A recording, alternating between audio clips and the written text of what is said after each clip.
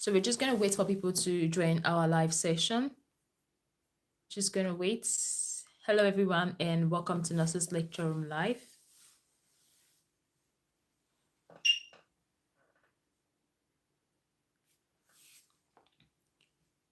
If you're watching, kindly drop on the comment section and let us know where you are watching from. Today's live section is likely going to be a long live session.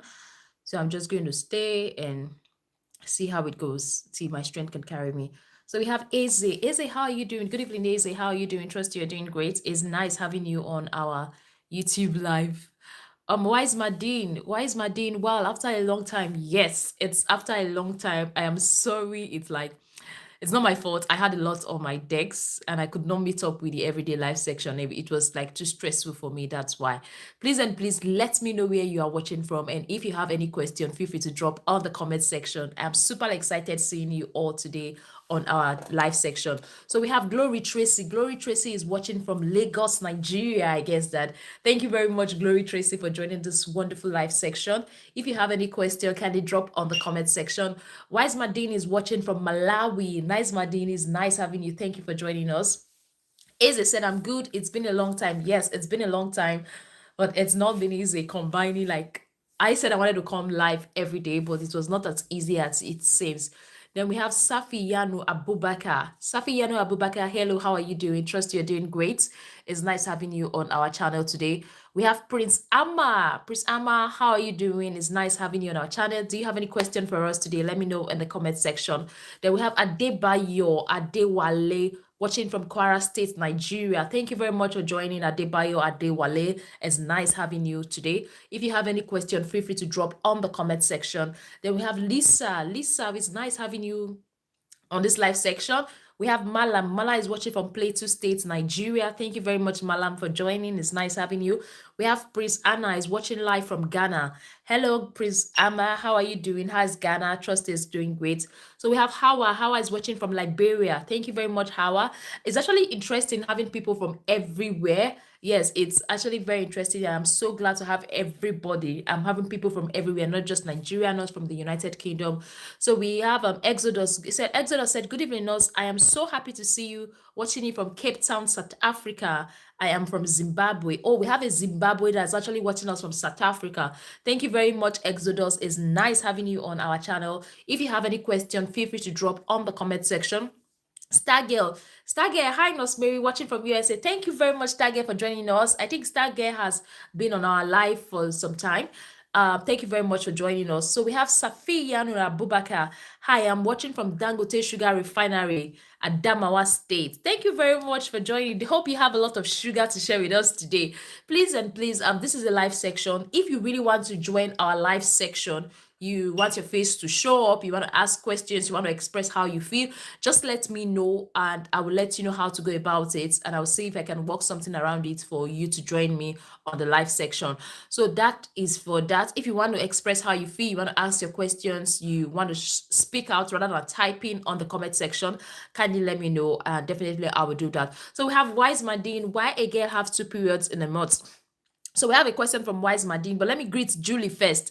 Juliet Chili. Juliet Chili said, good evening from Cameroon. Nice having you. I think we have a lot of people from different countries today, not just from Nigeria, not from UK, not from US. So we have practically everybody from all parts of the world. Thank you very much for joining. And Wise Madine, I'm going to come to your question. Let me just introduce myself. Thank you all for joining our live section today. For those that are coming across this channel for the first time, my name is Mercy Mary. I am a registered nurse midwife in Nigeria, but I'm currently practicing in the UK as a registered adult nurse. If you have any question about your health, your sexual health, your reproductive health, feel free to drop on the comment section. Here is a non-judgmental zone. It's a judgment-free zone. We are open and we are also honest with our conversation here. Feel free to drop your questions, feel free to drop your worries, and we'll try as much as possible to provide answers that are going to be beneficial to you. So we have a question from Wise Madine. Wise Madine said, while a girl have 2 periods in a month? So I'm going to answer that question. A girl is likely going to have 2 periods in a month if she has a short cycle. If she has a short cycle, like 28-day cycle, 26-day cycle, 25-day cycle, the girl is going to have 2 periods in a month, because a month is usually 29 days. I think February 28, 29. Yeah, most months are usually 30, 31 days. So if a lady has like a 28-day cycle, a 25-day cycle, definitely they are going to see their periods twice a month, and that is normal. But if a lady sees her period today, another 14 days, in 14 days she's seen her period, in 7 days she's seen another period, so that is not normal. So that's something you should take note of. I hope that is clear. Wise Madine, let me know if your question has been answered. So we have Just One Day channel said, we thank God for our lives. May we all be great and learn a lot today. Thank you very much, Just One Day channel. If you have any question, feel free to drop on the comment section. Guess who I just saw on the live section? And that is Zion. I think Zion Gets Creative. That looks like Zion, my course mate, my departmental mate. We graduated together from Ambrose Ali University, if I'm not mistaken, because I'm trying to see the picture a little bit. I don't know if it's the one. Zion, is nice having you on our channel. Let me know if you are the one, my course mate that we graduated together from Ambrose Ali University. If you are the one, kindly let me know on the comment section. It's a pleasure to have you here on our live section. That Zion is one of the book gurus when we were in schools, like the one of the guys that are in nursing that are like they were really good with the academic work. Yeah, he was one of them then in our department. Thank you very much, Zion, for joining our live. Let me know. Yes, Zion said he's the one. Thank you very much. So at least you can see that you have two gurus on the live section. We have the male guru for the men that are skeptical about their questions. Feel free to drop your question. We have Nurse Zion here that will be able to answer your questions too. And we have Nurse Mercy. So we have two nurses on our live sections today. Don't forget to drop your questions. Thank you very much, Zion, for joining our live section. So we have Arnold. Arnold said, good evening, nurse. I'm watching from Zambia. Thank you very much, Arnold, for watching. We really do appreciate you. If you have any question, feel free to drop on the comment section. We have Glory Tracy. What is your recent knowledge on the safest planning method, especially for newly couples? Okay. So I'm gonna be taking the question one after the order. So let me, what's the question? Where's that question again? Okay, Glory Tracy. Let's take Glory Tracy question. She's asking about the safest family planning method, especially for new couples. First of all, if I'm to advise new couples when it comes to family planning method, it's for them not to use the hormonal method of contraceptive. Yes, that's my personal advice. This is not a general advice. So I like, if this, like, you are new, you don't want to get pregnant in your first month of pregnancy, the first thing I would advise you to do is to use the non-hormonal method of contraceptive. I won't advise you to use the hormonal method of contraceptive for the first time. Maybe if you've gotten children, you have kids now, then you can use the hormonal method. But anything that disrupts your natural hormonal balance, I won't really advise it at the very instance. I will advise the non-hormonal method and also the barrier method if you can use that. Then also calculating your cycle. So I think the IUD is a non-hormonal method that can also be used. It doesn't release any hormones into your body. So you can try that. And before you choose the type of contraceptive you have to use, there are different things you have to put into consideration, like how effective it is, how often do you need to use it, how safe it is, what are the risk factors for using that particular family planning method. So these are the things you have to take into consideration. If you've not had kids before, you don't want to have kids yet, but you want to wait, I would advise the hormonal method of family planning, like your implants, like your pills. All those are hormones. They could be combined hormones or single hormones. So I wouldn't really advise it. Glory Tracy, just let me know if you got that.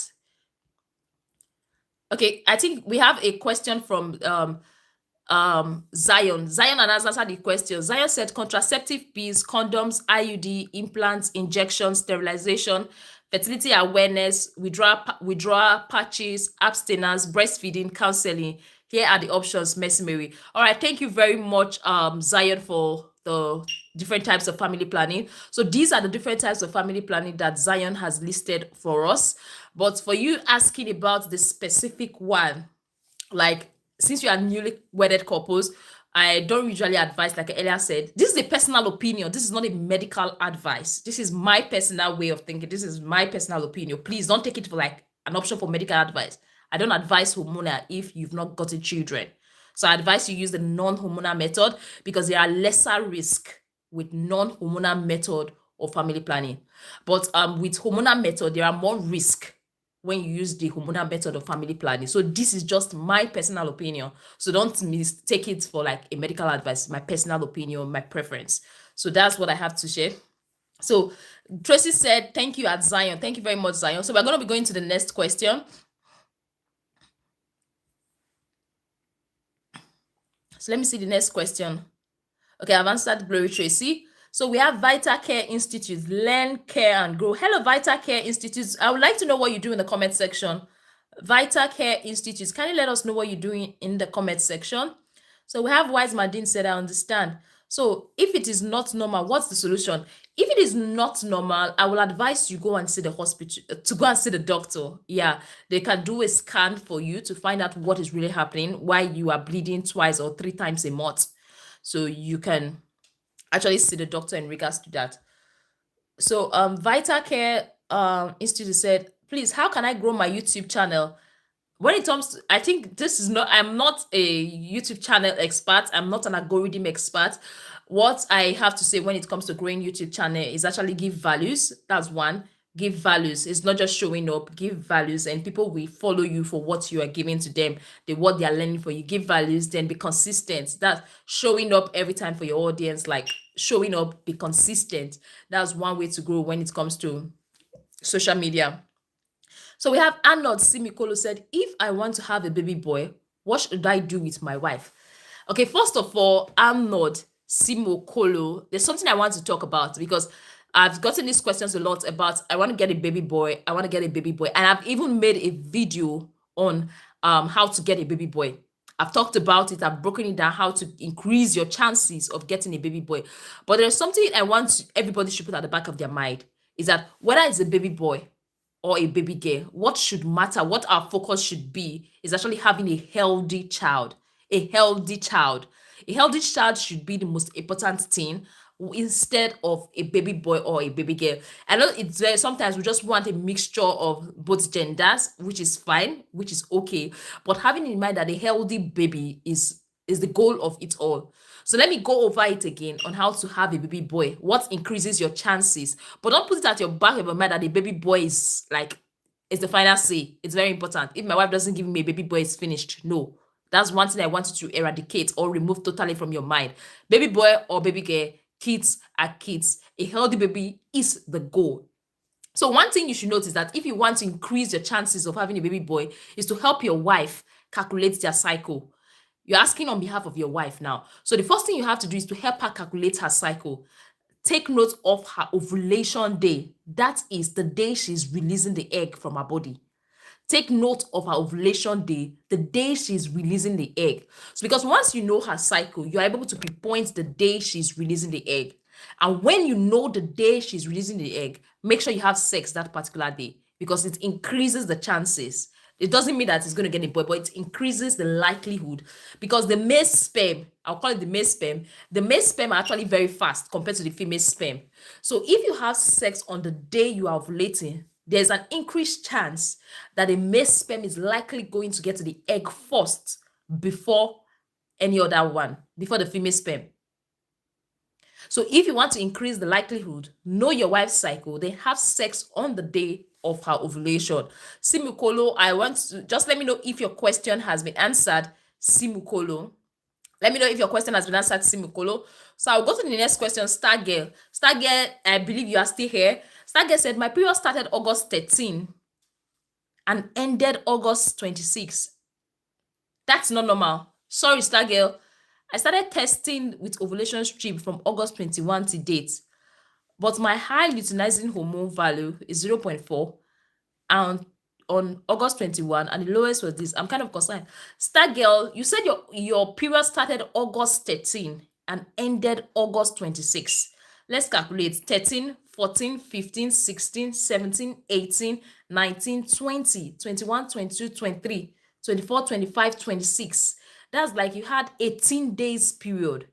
If your period lasted for 18 days, it is not normal. If your period lasted for 18 days, it is not normal. So personally, what I would advise you to do is to see a doctor. If your period lasted for 18 days, it is not normal. Stargirl, I hope you're getting what I'm saying. This is very important. Okay, it said it's wrong. August. Okay, it's 26. Okay, okay. I think I just got it now. August 26. You said it started August 13 and ended. Okay, August 16. Okay, okay, okay. Because if it lasted like, if your period is lasting more than 7 days, it is not normal. It is something you should see the doctor about.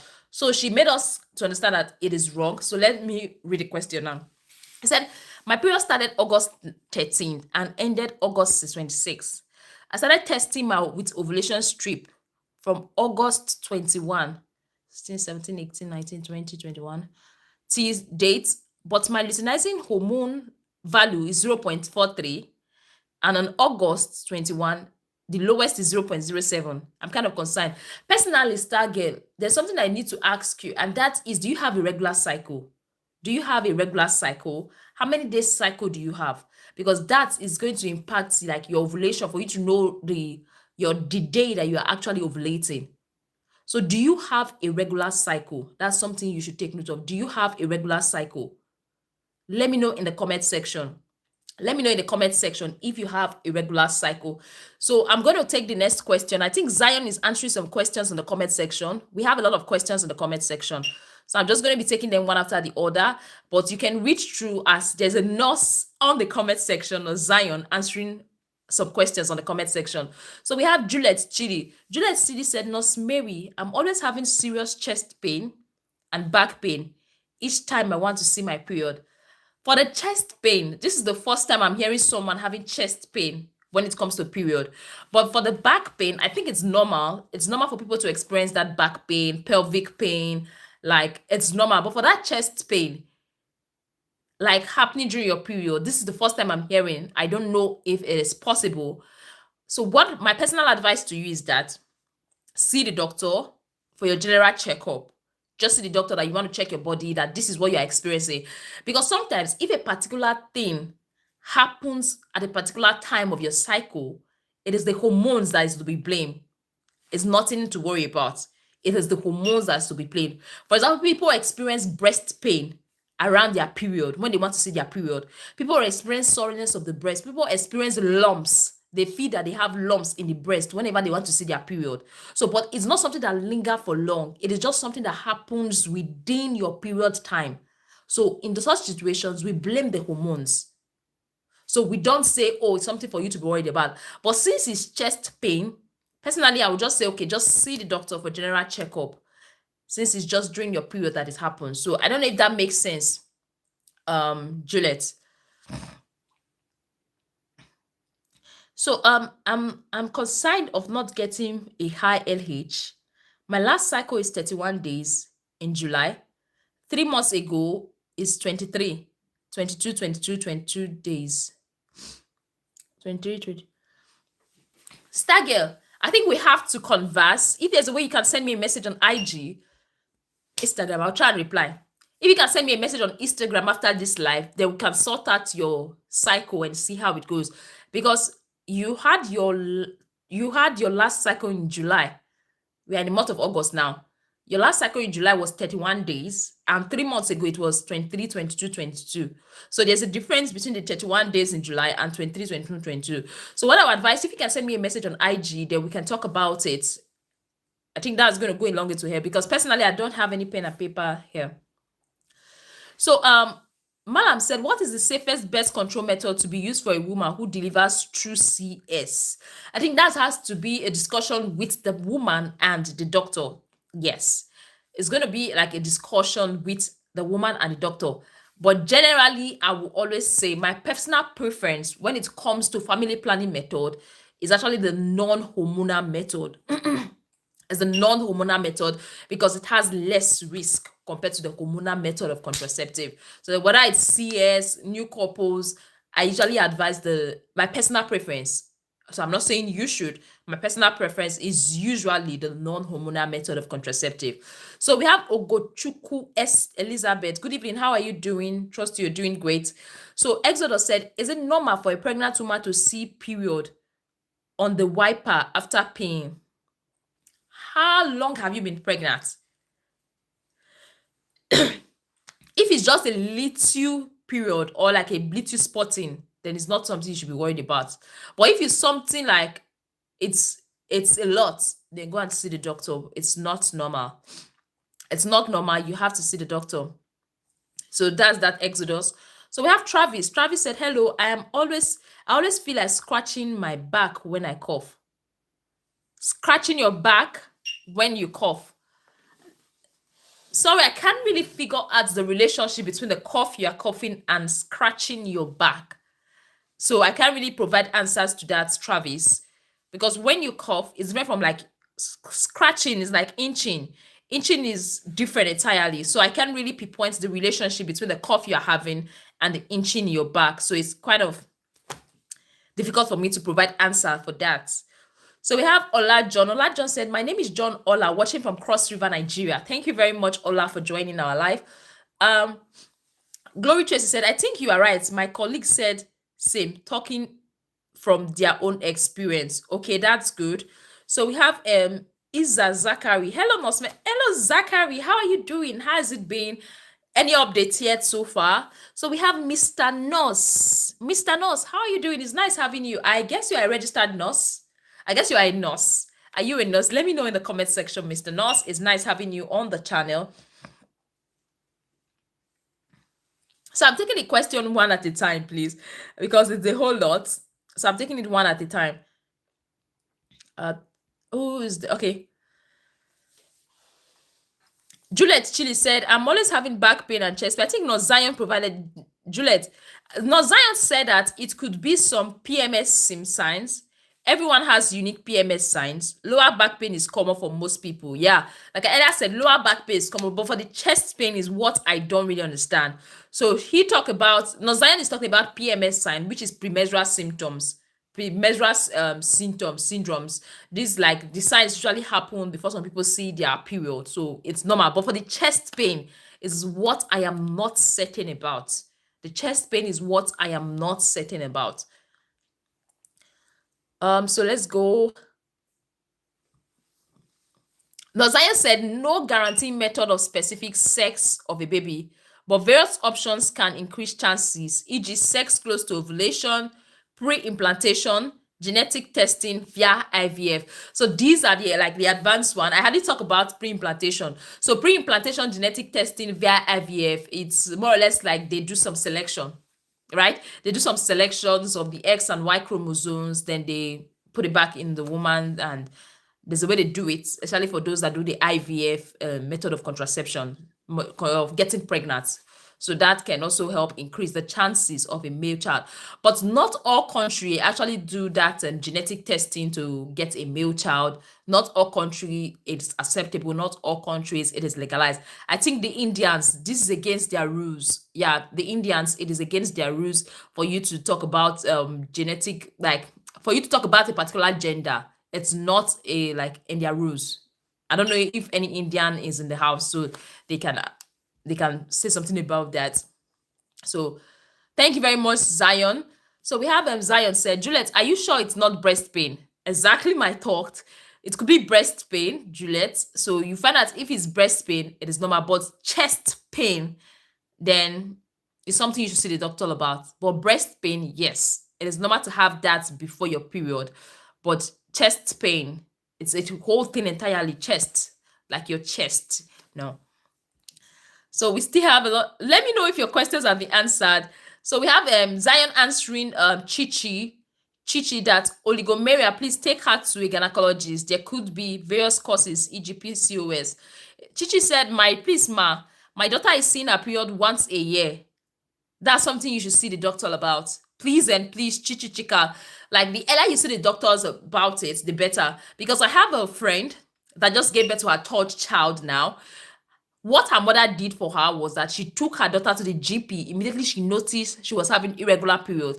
I think she was seeing her period once in 4 months, once in 5 months. So immediately the mother noticed that. She took that child to the GP to get tested, and they made some diagnosis and said this child is having PCOS. So personally, Chichi Chika, let them go and see a doctor, not just a doctor.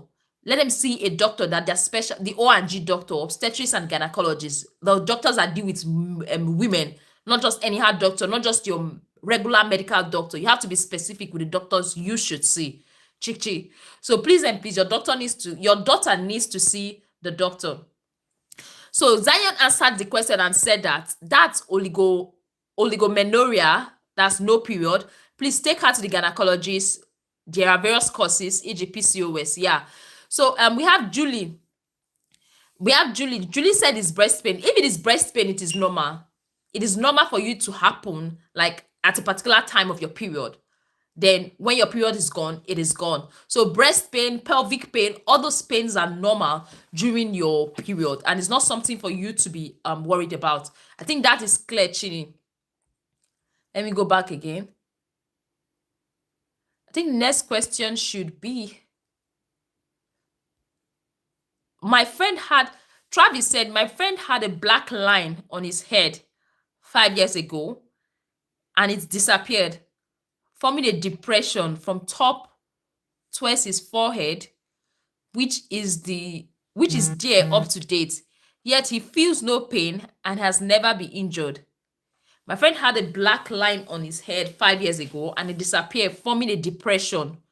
See, generally, what I advise, my personal advice to people is that when you notice things that are strange in your body, that are not going in the line with what it's normal, just seek the advice of the doctor.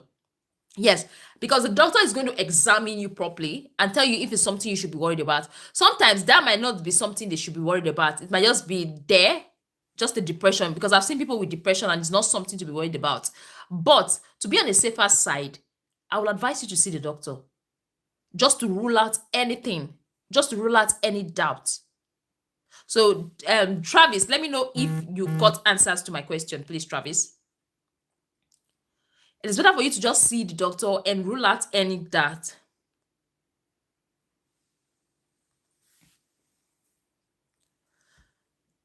So I think that has been answered. Please and please, for those that are just joining our live section, I'm sorry I didn't introduce myself again. I'm going to continue with the questions. We are having a lot of questions and it's interesting. Thank you all for dropping your question.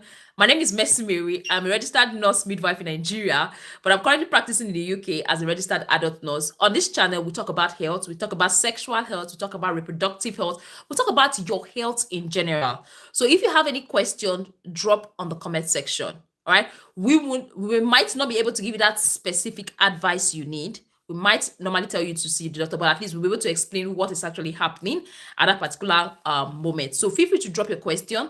If you've not subscribed to our YouTube channel, kindly click on the subscribe button and also turn on the notification bell so you don't miss out when we pop a new video. We are having a new series. We have started a series where what we talk about is majorly sex. Most of our videos are going to be saying, we're going to be talking about a lot about sex, first time sex. We're going to be talking about what you need to know about sex. So these videos are going to be dropping Mondays, Wednesdays, and Fridays. So if you're having any issues, any questions in regards to your sexual health, ask. We'll try as much as possible to answer based on what we know, based on experience and what also we've learned. So feel free to ask on the comment section.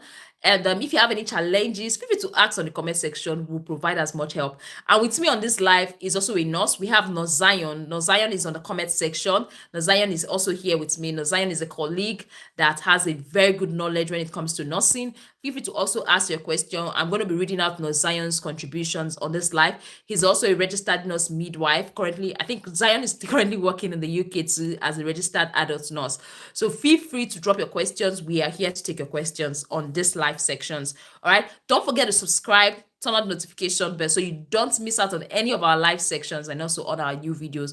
And if you are watching right now, all you have to do is to double tap the screen. Just double tap the screen and it automatically likes the video. So I'm going to go back and take our questions. So I think we've done Chichi. Then we have Empire Collection. Good evening from here. Good evening, Empire Collection. I have menorrhagia. Should I be worried? Menorrhagia. I think some people have this menorrhagia and it's not something they should be worried about. But if it's creating unnecessary discomfort to you, is affecting your activities of daily living, then that's something you should see the doctor about. Kimmy, does that help? So Julia said, thank you very much. Thank you. All right. Today's lecture is one of its kind. I'm enjoying it. Keep it up. You're welcome. Thank you, Just One Day channel, for joining. We really appreciate. So we have Ozioma Blessing. Ozama said, Blessing said, concerning monitoring of my ovulation, I saw it on the 1st of July, 27th of July, and 20th of August. Is it your ovulation or your period that you're talking about? Let me know in the comment section. Hey, we have Mr. Ogenesuwe Ogagi watching from Oxford. Do you know me? I don't know. I don't know who is that, but thank you for joining our live. But I don't really know who is that. I don't really know who is that because I'm currently in Oxford. So now I feel the person watching me from Oxford know me. If you know me, kindly let me know in the comment section. I will gladly appreciate that. Thank you, Mr. Ogene, for joining the live section. It's nice having you on our live section today. So we have Ozioma Blessing said, please, I'm having pain under my foot. It pains more when I get up from the bed to walk. So personally, Blessing, I don't really have advice in regards to that because I don't really have broad knowledge in regards to pain under your foot. So what I would advise you to do is to speak to your doctor to get useful advice. So that's my personal. Is it during your period? If all these things are happening during your period, just know it's your hormones that are doing the thing. If after your period, all these things just go away, I don't think it's something you should be worried about. It's just related to what is happening around. All right. So we have Just One Day Channel said, can you brief us on issues of obesity, its negative impacts, and is it fat people who are prone to getting obesity? So in terms of briefing you on the issues of obesity, that's a very broad topic, but let me give a summary of obesity. First of all, if you are obese, if you are fat, like you are fat, the first thing is that you are prone, yes, you are prone of getting obese. For you to know that you are fat, you are obese, you have to check your BMI. And how do you check your BMI? You have to use your weight and your height to calculate it. So if you don't know the accurate figure, you can check Google. Google is going to give you the accurate figure that you will get for BMI that shows that you are fat, you are obese, or you are overweight. They call it overweight, not really fat. I think overweight, underweight. That's how they say it in obesity. So when you are obese, I usually advise people trying to lose weight as much as they can. I'm not trying to say, okay, being obese is bad, but I advise people to sorry about that. I advise people to try as much as possible to see how they can lose the weight, because when you are obese, you are prone to having diabetes, you are prone to having hypertension, you are prone to a lot of illnesses. When you are obese, you are prone to a lot of illnesses. That's one of the negative impacts of being obese. So Zion Gets Creative said obesity is BMI of 30 plus. Yes. Thank you very much, Zion. So when you are obese, you are prone to getting sick. You are prone to getting sick. You are prone to getting diabetes. You are prone to getting hypertension. You are prone to get a lot of things. But if you are not obese, there's a reduced risk when it comes to hypertension and diabetes. All right. So if there's any way dietary modification can help you cut down on your weight, exercise can help you cut down on your weight, I usually advise people to do it. That's going to go a long way to help, because being obese has a lot of negative effects when compared to not being obese. I don't know if that makes sense. Just One Day Channel. So Mr. Ogenesuwe said, ask Anthony Hughes. Ogenesuwe also no ask. Okay, I'll ask. Thank you very much for joining our live section today. So we have Zion Gets Creative said obesity. Okay, thank you very much. Okay, I think we've answered that. We've done well for within this 34 minutes of being on this live section. We've answered a lot of questions. Zion, thank you very much for dropping your thoughts. I would like you to drop your thoughts about obesity, like the negative side of obesity, on the comment section so I can read it out. I just gave a brief summary of what I know about the negative aspect of obesity, but feel free, Zion, to drop your own perspective. Like, what are the negative impacts? What are the negative side of being obese on the comment section? So Zion had just written it now. Zion said complications include type 2 diabetes, diabetes mellitus, type 2 diabetes mellitus, hypertension, high cholesterol, sleep apnea. Yeah, that sleep apnea is also there. It increases your risk. Those are complications from being obese. You have high cholesterol. High cholesterol, and you know it's not good, can actually lead to atherosclerosis. Yeah, atherosclerosis, in which the arteries that supplies the heart are being blocked, and that's not good for your heart. So there are a lot of complications associated with being obese. So that's why, if you can, try as much as possible to cut down those excess fat through exercise, dietary modification, and see how it goes. So that's my personal advice. Thank you very much, Zion, for your contribution on the comment section.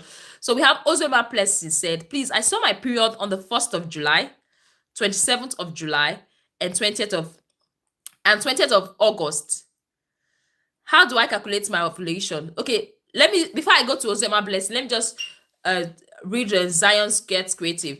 Zion Gets Creative, it can also cause MH2, depression, stigma. Yeah, it can cause depression. Yes, it can cause, because people have this, they feel bad. They feel they are not unable to like carry out their normal activities like other people usually do, and they actually feel down about it. So that's stigma is there, self-esteem is being affected, depression, anxiety can actually come into place as a result of obesity. So that is that. So just one day channel said there is this lotion that you can pull excess fat from your butt. Is it the right direction, or is there any effect to that? Any advice on those who engaged in that?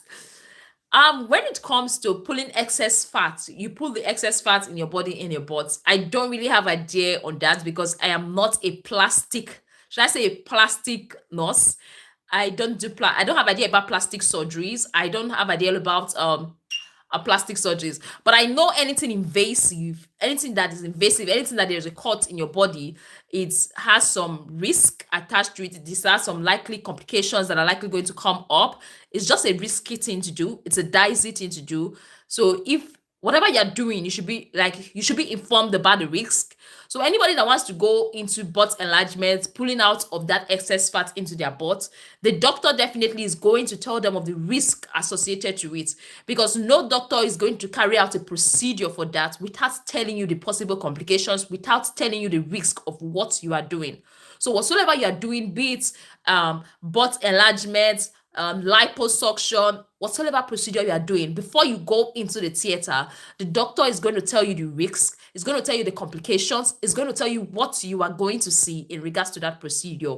So personally, I don't have broad knowledge when it comes to plastic surgeries. I don't have knowledge when it comes to that, so I can't really give useful advice for that.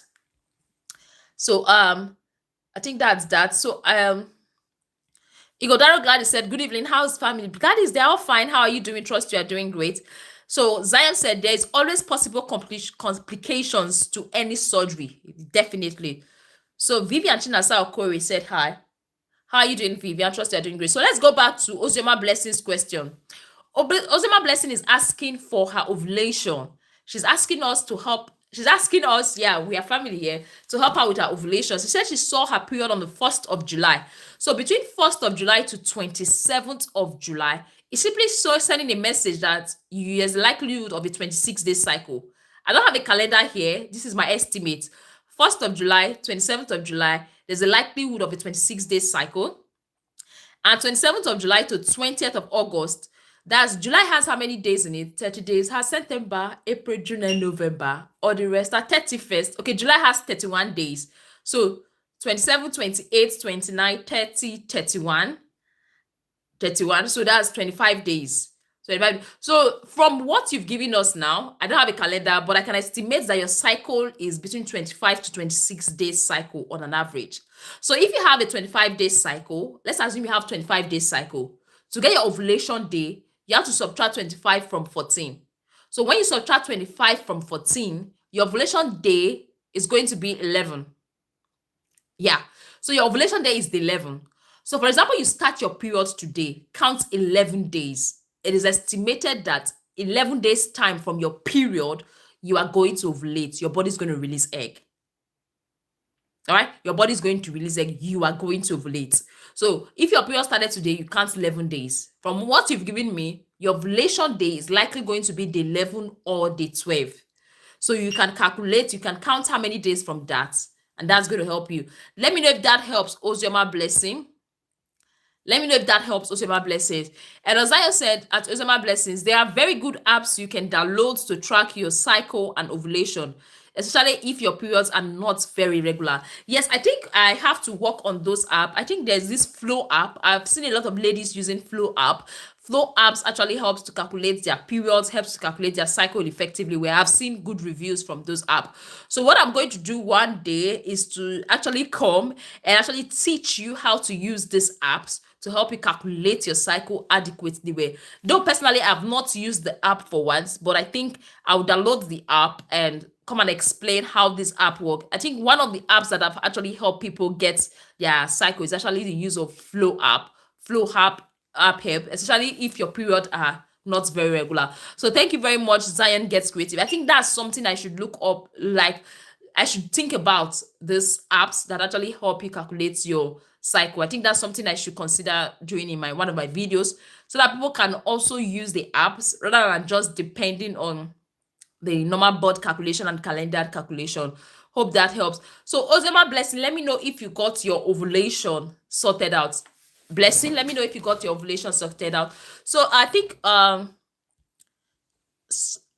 Mr. Ogene Suwe Ogagi said, thanks, I'm getting value. Thank you very much, Ogene, for joining us. And I'm super excited that you are getting value for our live sections. So it's been 41 minutes on this live, and I can say it's interesting, and I can say it's been engaging so far. So if you have any question, feel free to also drop on the comment section. We are here to take your questions. Not just me today. I have myself and Nozion on this live channel. Nozion, do you have a, like, is that your YouTube channel? Zion Gets Creative. Is it a channel? So we can also join you. Zion, is that your channel? Let's see. Let me know in the comment section of Zion. Not Zion is a highly intellectual nurse. Yeah, because we were in the same department. We studied together. We graduated together. So let me know if that's your. Okay, she said yes, not posting anything yet though. Okay, all right, okay. So maybe when you start posting, we can tell people to subscribe. Thank you very much for your contribution so far. I really do appreciate. So we have Prince Oyedinaka. Oh, Prince Oyedinaka, I think I've seen you several of my life. Thank you very much for joining today's live. Good evening. You have not yet answered my question. I didn't get your question. And there's a possibility that you said something that's against YouTube policies. That's why it's not appearing on my face. So what you can do is to modify those questions. If there's anything like sex, if there's anything like vagina, all those things, they are likely going to affect the YouTube policy, and it's not going to make the questions appear. So if those things are found on the video, it might not appear. So what I would advise you to do is to modify the question and send again. Hopefully I get it this time around, because I didn't see any question from Prince Oyedinaka. I have not seen any question, because all the questions here, I have answered practically everything. I've answered. I'm trying to scroll up, but I can't find any question from Oyedinaka. So if you feel your question has not been answered, please and please. So just what the channel said, I think he can drop his handle so we follow him and subscribe. So now Zion, are we expecting you to post a video? Should we subscribe to your YouTube channel? Are we expecting you to post a video? You can drop your handle if you want to subscribe, so we can also subscribe to your YouTube channel and hopefully get to do something together. Let's know if you want us to subscribe to your YouTube channel. Okay, all right. I'm just going to go live. Sorry, I'm going to go. Okay, please and please, you people should click on the Zion Gets Creative. Just click on Zion Gets Creative and see if you can see it, then follow. The fact is, we can actually follow from here. If there's a way, I don't think there's a way we can share the link. That's the problem. I don't think there's a way we can share the link. I'm clicking, it's not working. I'm clicking with my other phone, but it's not working. I'm trying to click Zion Gets Creative on my other phone, but I can't access the channel with that. I can access the channel with that. And I typed it, but I'm not seeing anything. So I can't find anything, but maybe you can type it and it's going to pop up. But I just typed Zion Gets Creative. So I'm only seeing Zion Creative. The fact is, something about YouTube is that if you've not uploaded anything, your YouTube channel might not surface. But if you have a video, we can easily share it. Then people tend to follow and subscribe. So since there is no video, it might be difficult to actually follow and subscribe, Zion. So when you get a video, just let us know. We'll subscribe. All right. So thank you very much, Zion. So do we have any more questions? I think I have a lot of time today. What happened today, why I'm live today this early, is that I had plans to shoot videos. Yes, that's the reality. I've drafted all the content I wanted to shoot today. How these things happen, let me tell you the reality now. I've drafted all the content I want to shoot today. I've written them down. Like, I planned on shooting today, but I did a setup. I was ready, but I was not in the mood to actually shoot. Reality of my life. When I'm in the mood to shoot, I can shoot 5 topics, 6 topics at a stretch. But today I've done a setup, but I was not in the mood to shoot.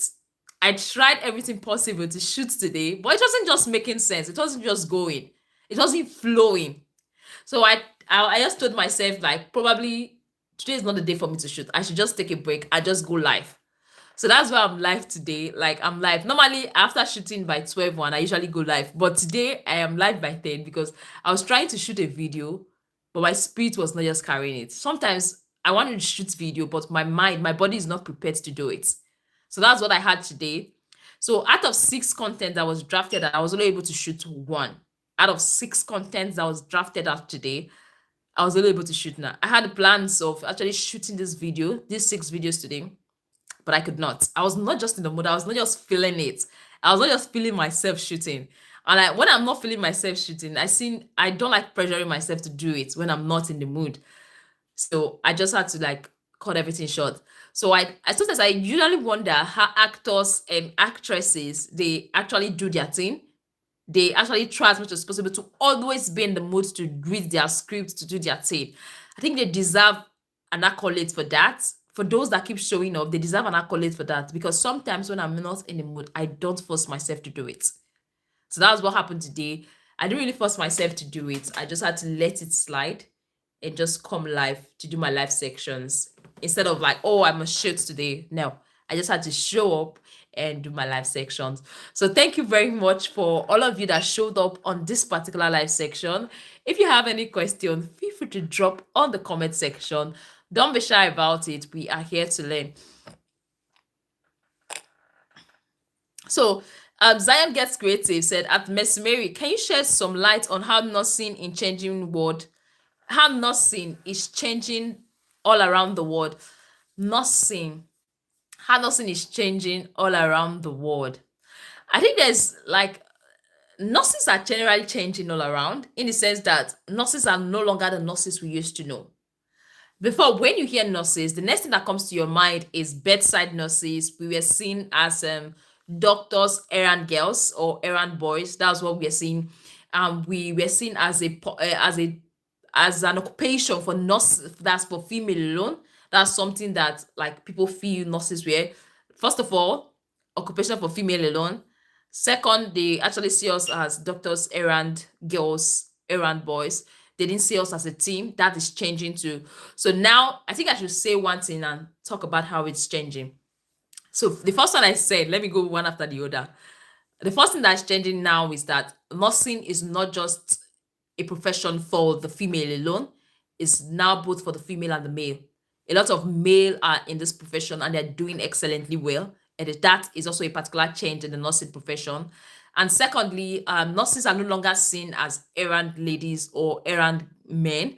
They are seen as a team. They are members of a team. They are members of a team trying to make sure the patient recovers. So for a patient to recover swiftly, for a procedure to go on properly, it needs the different teams to come together, which is the doctors, the nurses. They all have to come together to make sure everything works out fine. So we're working as a team. So no one is like, we cannot say one is superior, one is the head, but we're working as a team. Everybody knowing their duties, everybody know where they play their roles, everybody know where they come in. So that is also changing when it comes to nursing. Then when it also comes to nursing, they don't usually see nurses at just the bedside. growing up, when you hear nurses, the next thing that comes to mind is the bedside. Nurses are meant to be bedside, but no, it's in terms of career wise, nurses are changing these days. We no longer have nurses just in the bedside. There are a lot of specialties nurses can go in. Like nurses are not just general, there are different specialties in nursing. Say where you have the cardiologist, you have the respiratory doctors, you have the O&G doctors. That's the same way you have different specialties in nursing. So when you see a nurse, don't forget to ask them what specialty are they. Personally, I am a nurse, but my specialty is anesthetics and recovery. Yes, I work as an anesthetic nurse. I take care of patients in the surgery. Like I work with the anesthetics to take care of the patient while they are having their surgery, before the surgery, and as a recovery nurse, I take care of the patient after surgery. So there are some days I work as an anesthetic nurse, and there are some days I work as a recovery nurse. So nursing has specialties. So I'm not a general nurse. You understand? I'm a theater nurse. I can just call it theater nurse. So, and also nurses are not just working on treatment, they are also working on prevention. They are working on prevention of illnesses. So that's why you have YouTube channel, nurses coming out, health educating the public, nurses coming out, explaining some disease. Because nurses, one of our role is to prevent illnesses, is to prevent infection, is to prevent diseases. So that's why you see nurses are coming out these days to give health education, not just on the bedside, but also on social media. You see nurses owning social YouTube channels, nurses owning Facebook page, nurses owning TikTok pages to actually pass on health education to the public to help prevent illnesses, to help prevent diseases and infections that are likely going to surface. So nursing is really changing. When you hear a nurse, don't just think about the bedside. Nurses are health educators. Nurses are educators. Nurses are lecturers, nurses are PhD holders, nurses are doctors. Like the last time in our live section, we had Nurse Faith Sopuruchukwu, and Nurse Faith is a doctor. She's a PhD holder in public health. She was on our live section. Same way Nurse Zion was on our live. She is a nurse. She is a PhD holder. So you can actually attain higher academic ladder with the nursing profession. So when you talk about the nursing profession, you can decide to become a doctor in the nursing profession. So it's not just about bedside, or you are a nurse today, you grow higher. Nurses are doing masters, nurses are doing PhD, nurses are going into research. There are nurses that are based, that their duties are research. We have research nurses. I think research nurses, like there are a lot of opportunity open for research nurses these days, because for us to know the new medications that are working, cancer treatment, whatever, research has to keep on going. So research is also taking place when it comes to the nursing profession. That's something we should also take into consideration. I don't know if that helps, Zion, if I have been able to answer your question, or you need, okay, you said career growth options too. I think I've talked about career growth options. So if there's another aspect you want me to talk about that I didn't really talk about, just let me know. All right. So that's what my brain can actually capture now that I've explained about nursing. I think nursing is a unique and beautiful profession. It's getting better by the day. We are getting stronger by the day. We are getting more intellectual by the day as nurses. There's something I like being an online sensation, an online content creator as a nurse, because it actually broadens my knowledge. Yes, I work in anesthetic and recovery. I work in the theaters. I deal with gases. I deal with anesthetics machines. I just deal with medications to keep patients asleep. I deal with those things. But when people throw questions to me on this channel, it sent me back to my reading decks. Yes, it sent me back to my reading decks, and this gets me reading. This gets me studying, and this keeps my brain busy. This gets me reading my midwifery topics. This sent me back to reading my midwifery topics. This sent me back to remembering my midwifery experience. So it actually sends me back. So when I do things like that, there are some questions that have been thrown to me here that I don't really have idea about it. I might have an idea, but because it's been long I left midwifery school, I wouldn't be able to remember it. I go back to read. And the more you read, the more you become knowledgeable. So that's one thing I like being an online content creator as a nurse. And this opportunity, being a content creator as a nurse, has actually opened a lot of doors for me. It has actually opened a lot of doors for me. I was opportune to, you can see the scrub on my chest. This was given by Biofix, one of the biggest brands in when it comes to scrub, and this was sponsored by YouTube Health. I can proudly say I am a member of the UK YouTube Health. where we hold conferences, we hold seminars and workshop. We go there, we learn a lot too from doctors, from CMDs. We learn a lot from people that are far higher than us, that I know in 10 years time I would have not have come in contact with them. So being a nurse and also a content creator has actually opened my eyes to a lot of opportunities, has actually given me a lot of opportunity to grow. So I think nursing is a beautiful profession, and I thank my dad for actually providing me with the mindset to go for nursing. Yeah, I think my dad guided me through my career path in the medical line. So nursing is great. So Lamidi said, I studied mass communication. I studied mass communication, but I love nursing and hospitality. What can I do? If you study mass communication and nursing is something you really want to venture, like you want to study, it's never too late.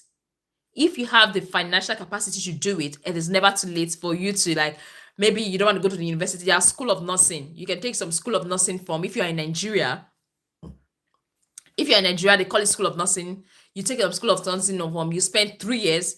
So after spending 3 years, you get your RON, which is your registered nursing. Then you can start to do your BSc or your master's as time goes on. But if you want to start from the primary, you don't want to get, because sometimes when I'm saying school of nursing, it is actually difficult to get admission to study nursing in the university. We know how the system works. So sometimes it's difficult to get that. So if you've tried the JAM form, it's not working, you can try School of Nursing. That can also help you out to study study nursing, and from there you can decide to upgrade to the BSc level and all that. Lamidi said, I love staying in the delivery room too. Yeah, the delivery room is kind of, it's like the room where you see life being born.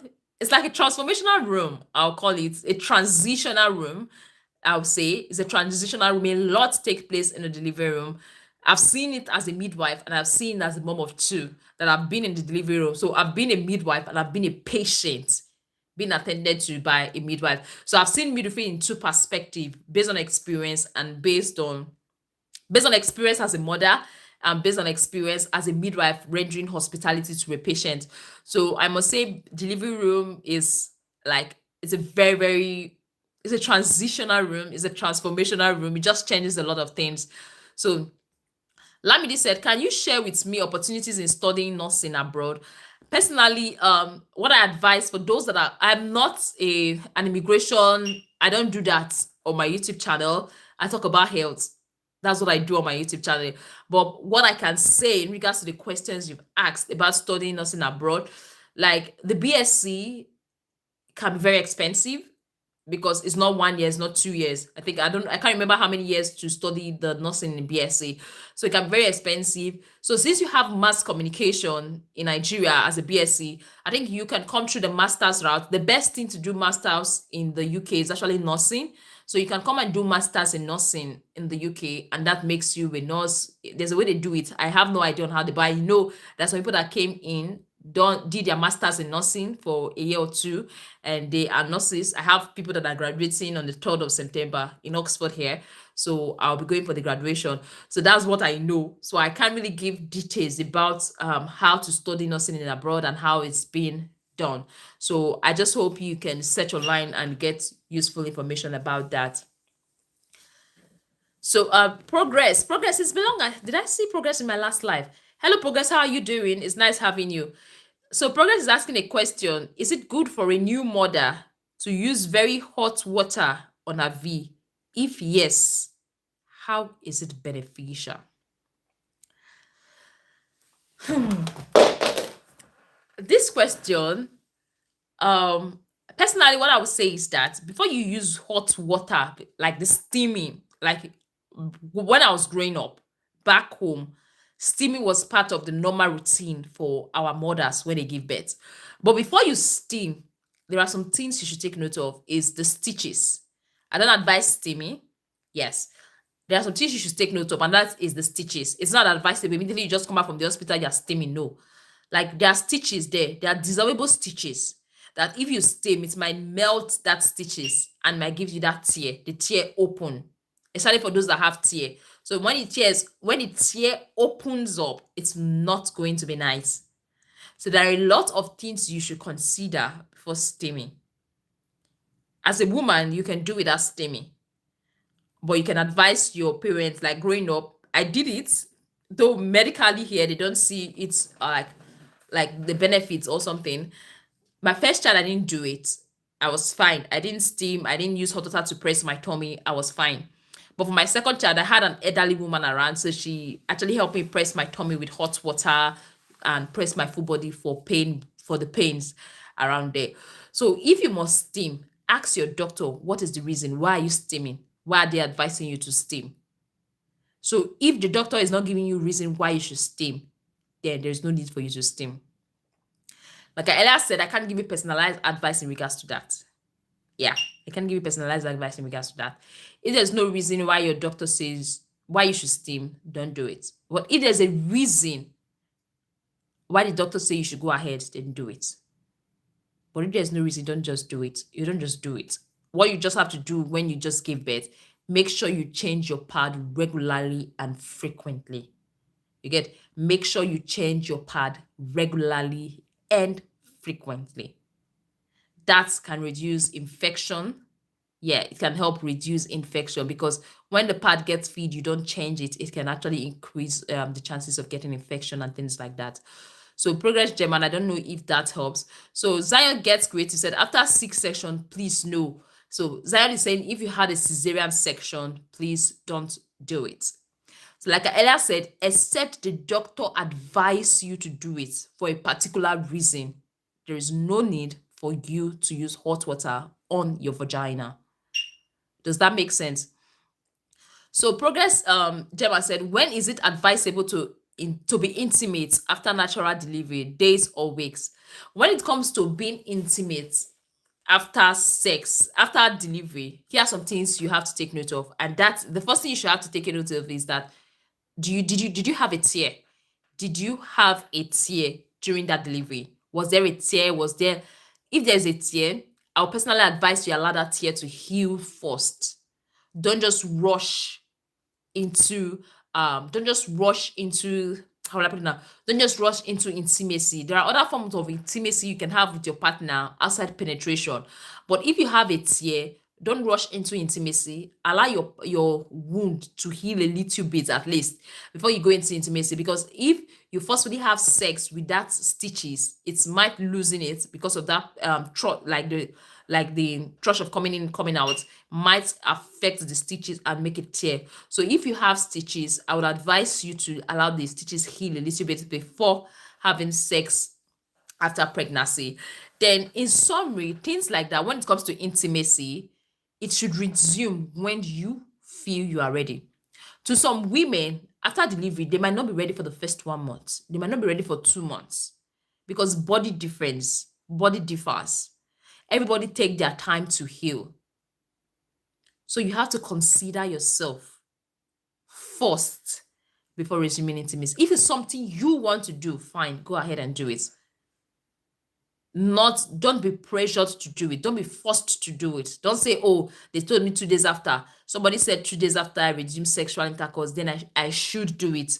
Or 1 week after I resumed, then I should do it. Think about yourself. Make sure you heal. Make sure it is what you want. You are not being pressured to do it. Because pushing a life out of you, it's a whole lot. And everybody takes different time to heal after pushing a life outside. So I don't know if that helps Progress Gemma. So also steaming may alter V bacteria. Yeah, Zion said that steaming may alter the vaginal bacteria. Yeah, when you steam, what it does is actually alters the bacteria that is found in the vagina. Your vagina normally have healthy bacteria, but when you steam, you are likely going to alter the bacteria in the vagina, thereby predisposing you to more fungal infection, thereby predisposing you to thrush, thereby predisposing you to having itching.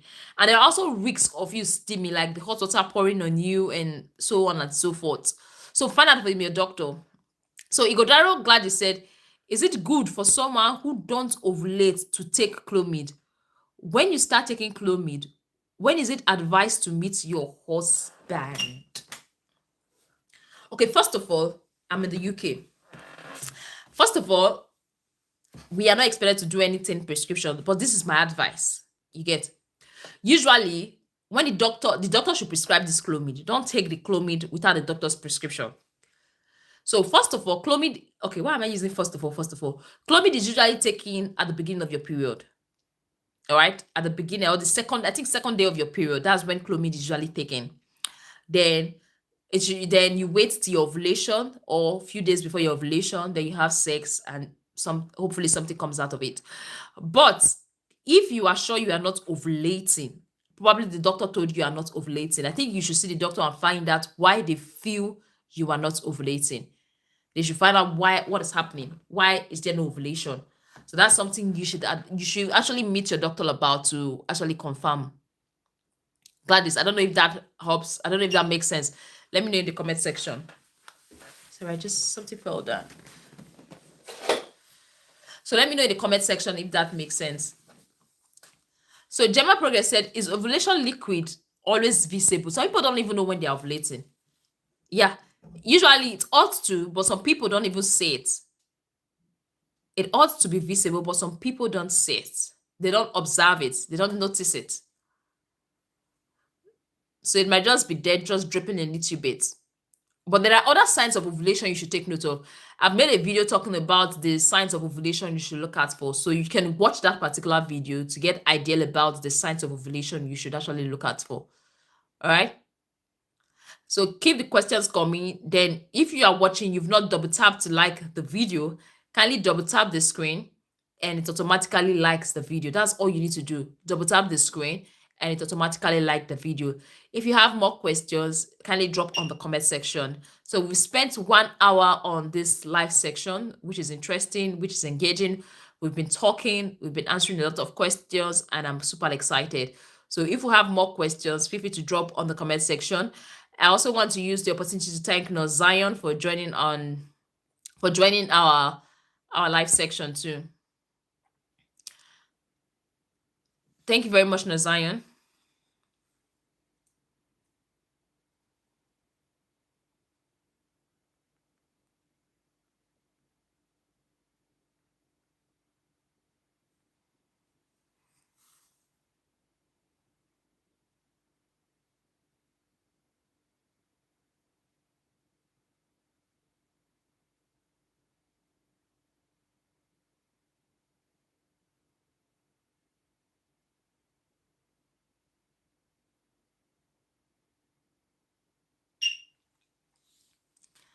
Okay, Progress said, what is the cause of tiny boils on V after unhygienic shaving?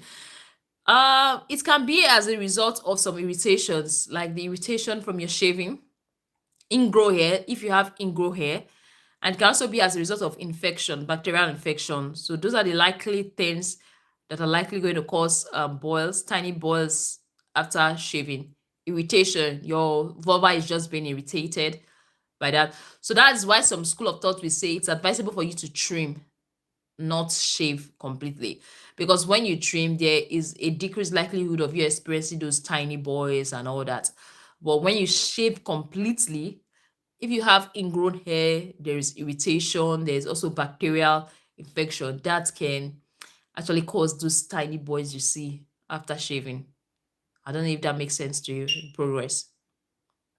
Let me know in the comment section. Ihodaro said, okay, ma. Zion, thank you. You're welcome. Ihodaro Gladys said, thank you. You're welcome. I think we've answered a lot of questions today. I'm very happy. I'm super excited that we've got a lot of questions. I want to see if we can get up to 1 hour, 30 minutes on this live section before I go. Because I was supposed to, like I earlier said, I was supposed to like shoot videos today, but I was not just in the mood to shoot the video. So I had to convert it into a live section today. So if you are watching and you've not double tapped to like this particular video, kindly do so.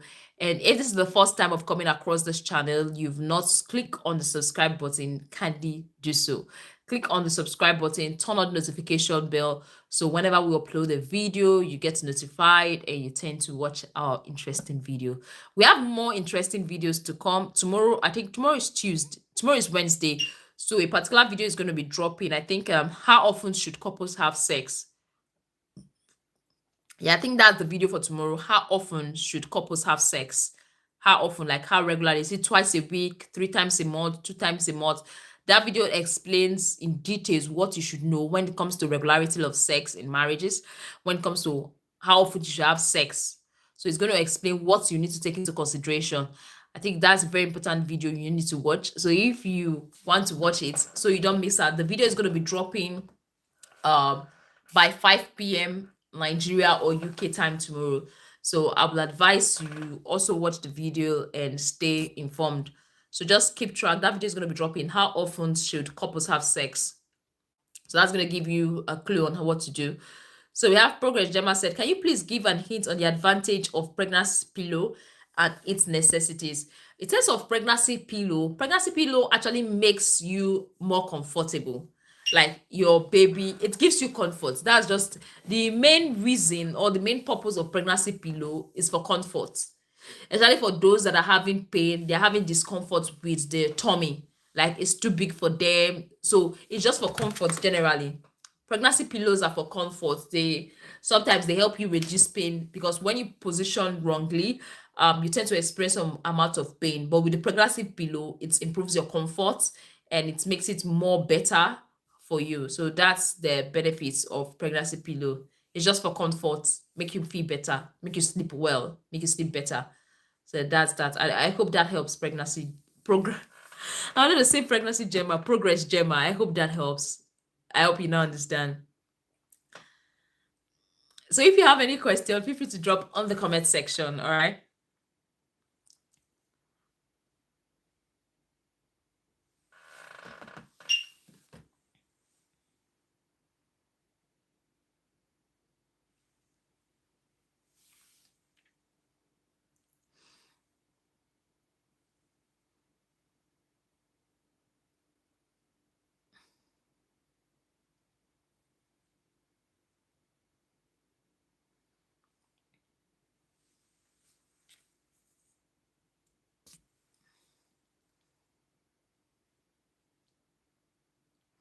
If you have any question, like Ella said, feel free to drop on the comment section.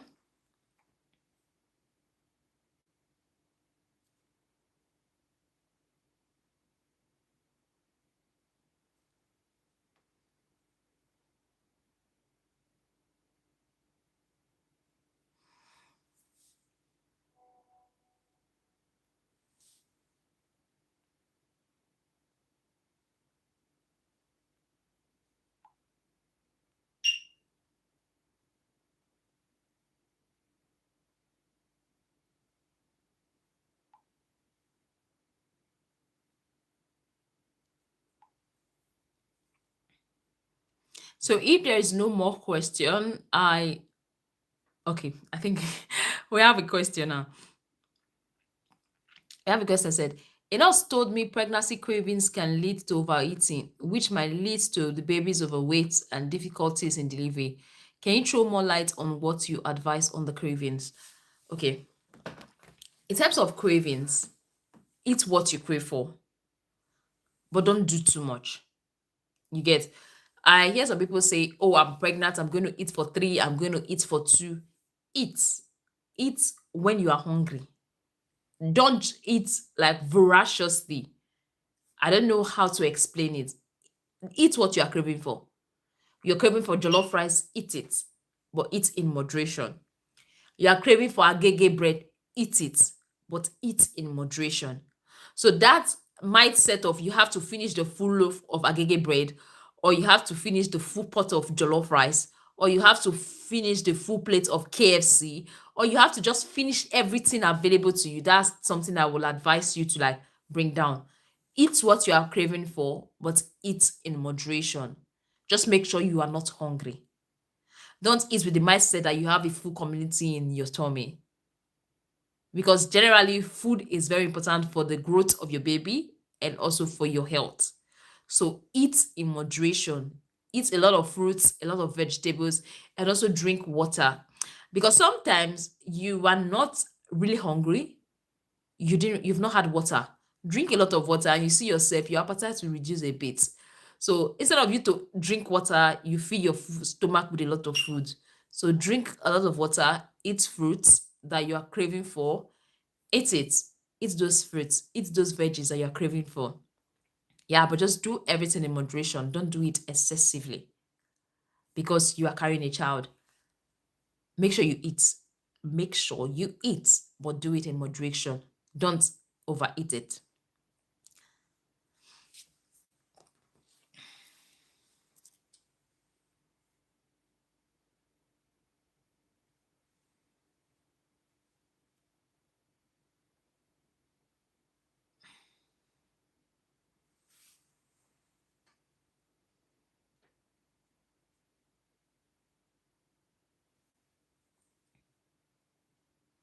Okay, progress. Is that okay? What is the major cause of jaundice in babies and how does it relate to for the mother's food intake? Generally, jaundice is usually as a result of an immature liver. That's the liver is not strong enough. Your baby's liver is not strong enough. And in terms of the food, I don't know if there's a direct link. I can't really say there's a direct link between the food you eat and the jaundice appearing in your baby. So what I advise you to do immediately your baby is born, breastfeed the baby. Breastfeed as much as you can. Breastfeed the baby. The cause of that jaundice you see in your baby is as a result of immature liver. The liver is not fully matured. It's a baby just coming into the life. So the liver is not matured enough. So what I would advise, continuously breastfeed the baby. But if it is something the doctor requires you to use a light for, put them in the on the space, then go ahead. But eat as much as you can. All right. I can't really get relationship. I don't really know if there's any relationship between the food you eat and the jaundice in babies. But babies experience jaundice because of the immature liver. The liver is not fully matured. All right. But breastfeeding usually helps to avoid it because there are some babies that when they are giving birth to, they go back home 2 days after, you see that yellowish discoloration. So what they call now breastfeeding is also a way to help. So personally, I'm just going to share my experience with you. So I had my first child. I was breastfeeding her, but she had a little bit because they were coming home to check her jaundice level. So she had a borderline jaundice. So what I did that time was when it was sunny in the morning, I just opened her windows and allowed the sun actually get to her a bit. This was what my mom told me, like a personal experience. This is not like, I don't think it's a medical advice. So it's like a personal experience. So my mom was like, okay, whenever the sun is shining, just open the windows and it comes, they get that. So I did that. And after I did that, I noticed that when we went back to the hospitals, like they checked the jaundice level and there was like, it left the borderline. So breastfeed your baby exclusively during that period because breast milk usually help.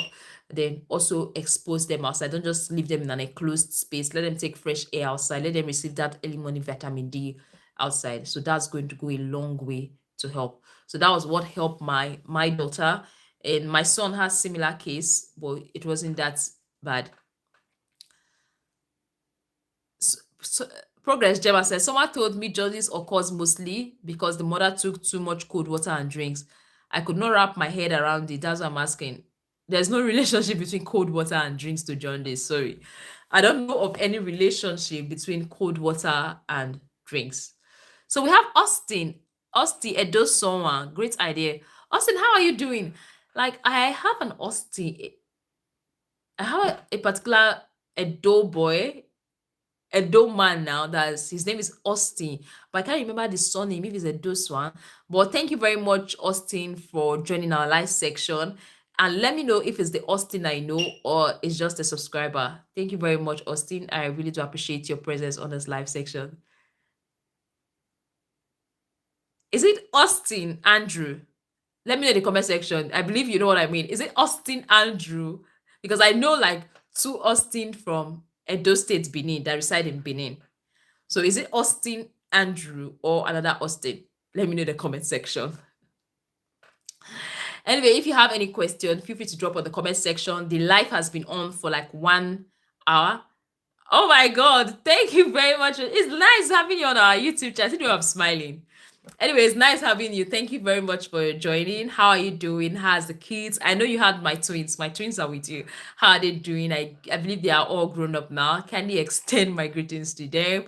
And it's nice having you, knowing fully well that you're on my live section today. Thank you for joining, Austin. I really do appreciate it. Thank you very much. Say we went to the kids. I'm supposed to be putting brother to your name, brother Austin. All right. Okay, we've spent like more than 1 hour. I'm trying to get the live to like, let's see if we can, because people are going and coming in the live. Life's almost coming to an end. So people are going. So I don't know if those that are going to come late and they have questions, they can actually ask their questions on the comment section. So I'm just going to wait a bit for those that are just coming, and if they have any question, they can ask. So we've tried for today. I think it's been long. I actually went live for more than 1 hour. Like, it's been long. I went live for more than 1 hour. So Austin said, my pleasure being here. Keep up the good work. Thank you very much. Don't forget to subscribe. Subscribe to the channel. Turn on the notification bell. Yeah, subscribe, turn on the notification bell. If you have any question, feel free to ask. Feel free to also share the channel with your wife, because we talk about sex, reproductive health on this channel, which is very important. So Stargate said, Nurse Mary, I'm still here. I have messaged you on Instagram. Okay, Stargate. What I'm going to do is that, Stargate, the likelihood of me, sincerely, I don't want to keep you waiting. The likelihood of me responding to that message today is slim. So what I might respond to the message, because when I finish this live now, I am going to take a rest because it's already late. So I'm going to rest. Like tomorrow when I'm replying comments, I'm just taking time to go through your question. All you just have to do is to tell me your cycle, like how long have you been trying to conceive? Tell me your cycle in the last 3 months. How long have you been trying to conceive? What options have you tried? What is your major concern? Just drop everything. No need to say hello or hi. Just go straight to the point and say everything you need to say on the Instagram message. So when I get there, I just see how I can sort my answers out and provide you direct answer. Your luteinizing hormone, the figures, just drop everything. Don't say, you feel free not to say hello or hi, but just drop that's the important message there. So when I just see it, I'm able to like wrap my head around it and see if I can provide any assistance for you. Hope that helps, Stargate. Thank you very much for joining our live, Stargate. So Progress Gemma said, how long is a new mother expected to breastfeed her baby before introducing formula? And what's the advised formula? Okay, first of all, according to the World Health Organization, it's advisable for you to exclusively breastfeed your baby for 6 months. It's advisable for you to exclusively breastfeed your baby for 6 months. If there are other reasons why you can't breastfeed your baby for 6 months, then you can introduce formula. And personally, like, you can introduce formula. Personally, I use Aptamil. So I'm not advertising for Aptamil. This is my preference. This is the one I like. So when I introduced formula for my child, I introduced Aptamil. So I introduced the formula at about 5 months. I just wanted him to have a taste of something else. So I introduced the formula not regularly. He was having the Aptamil. Then I was giving some mashed potatoes, mashed avocados, and mashed bananas alongside with the Aptamil. Then lo and behold, he stopped sucking all of a sudden. So it's advisable you exclusively breastfeed your child according to the World Health Organization. Your breast milk is enough for the child to survive the first 6 months. What your child needs for the first 6 months is actually your breast milk. But if there are other reasons why you cannot exclusively breastfeed your child for the first 6 months, then you can go for the formula. So these days, there are ways that actually helps to increase milk production, such as the use of breast pump. So if you really want to exclusively breastfeed your child, you can buy breast pump, because breast pump is one of the way to actually help you produce milk even while you are not there. For example, you are working, you've resumed work, you have to go back to work. So with the use of breast pump, you are able to express breast milk. And if you have like constant electricity, you can preserve the breast milk. You can freeze the breast milk for as high as 6 months. You can put it in the fridge for 3 days, 2 days. So it all depends on what is available around you, your job circumstances. Are you going back to work, or you are going to be available? So those are the things you need to take into consideration when it comes to exclusively breastfeeding your child. But according to the World Health Organization, 6 months is the real day. 6 months. Then after 6 months, you can introduce formula. You can introduce all the food you need to introduce to your baby. So I hope that is clear. So Progress Gemma said, thank you so much, Mercy. You're welcome. It's nice having you. And I'm super excited that I have been able to take your question.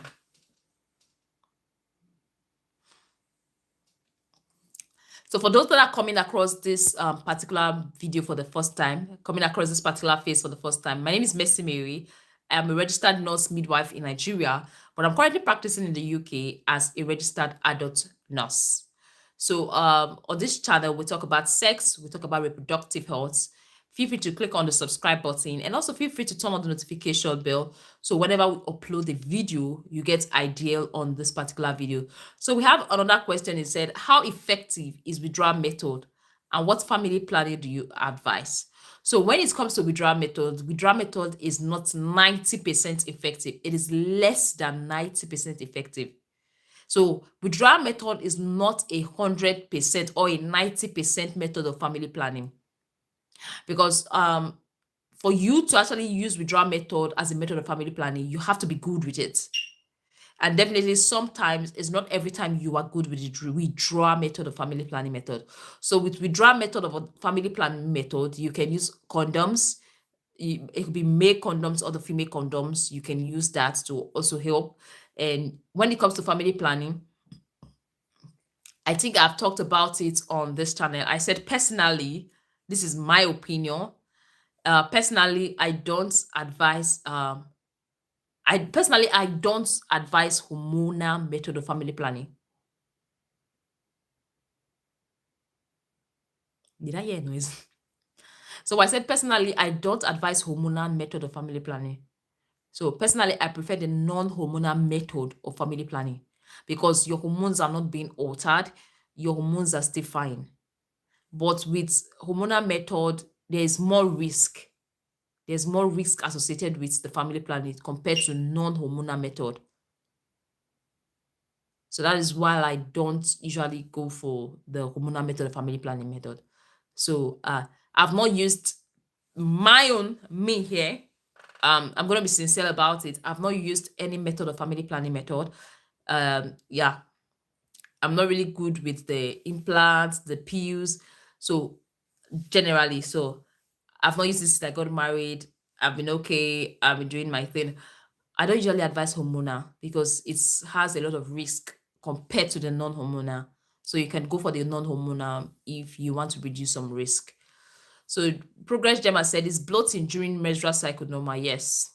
Some people experience bloating during menstrual cycle, while some do not experience that bloating during their menstrual cycle. So it is normal to experience that if you do.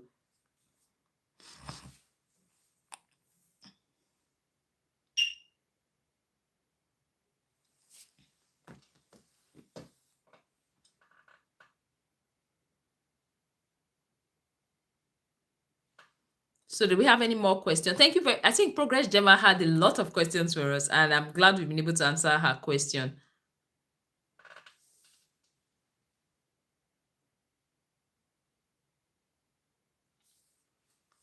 Do we have any more questions before the live end?